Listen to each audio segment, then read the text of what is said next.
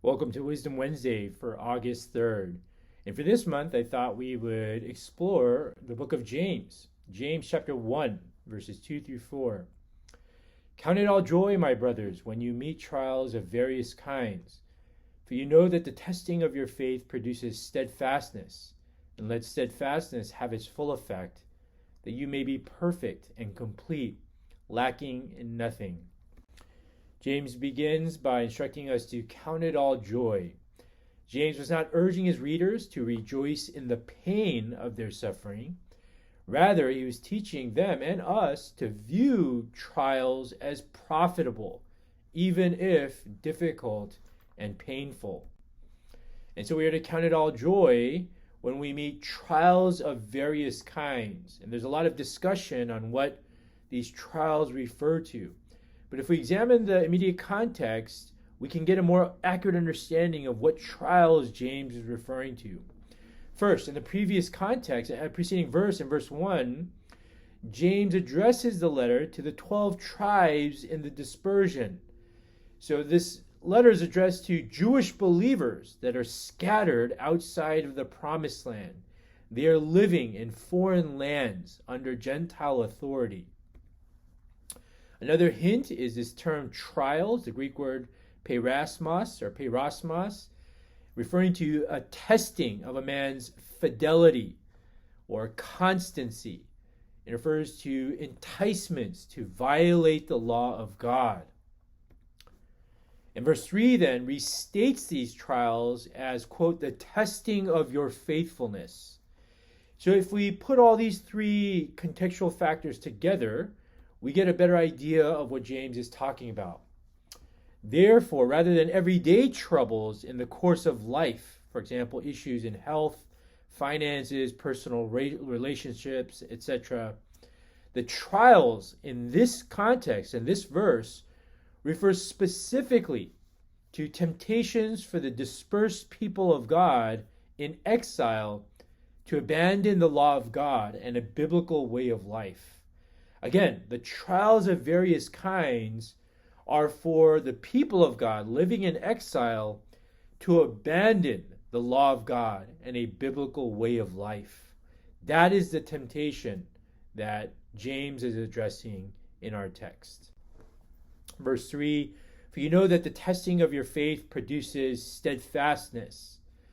And I love this word testing. It implies demonstrating the true quality of something when it undergoes refining.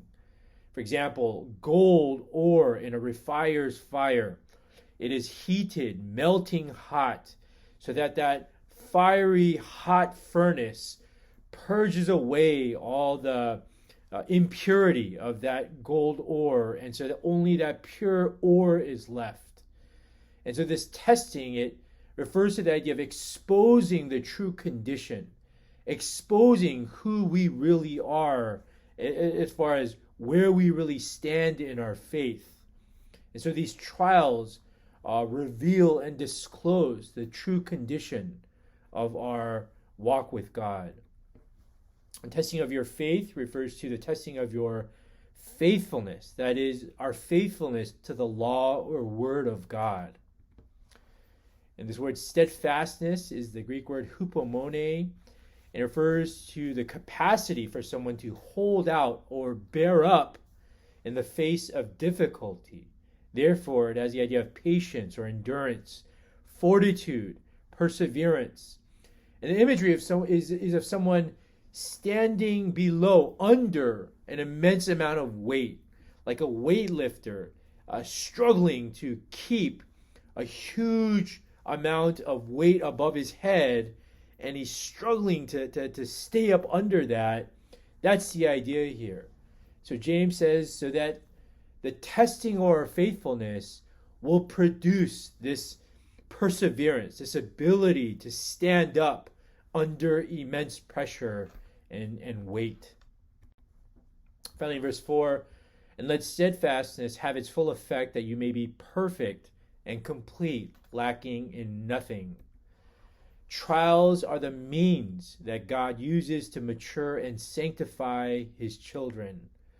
And so here James tells us not to abandon these trials, not to avoid them or to compromise, just to escape them, but that we are to persevere under them. We are to allow them to have its full effect. We are to endure and persevere under these testings because these are the very tools, the means that God uses to mature us and to sanctify his children. As we grow in sanctification then through trials, our goal is complete spiritual maturity in every area of our lives.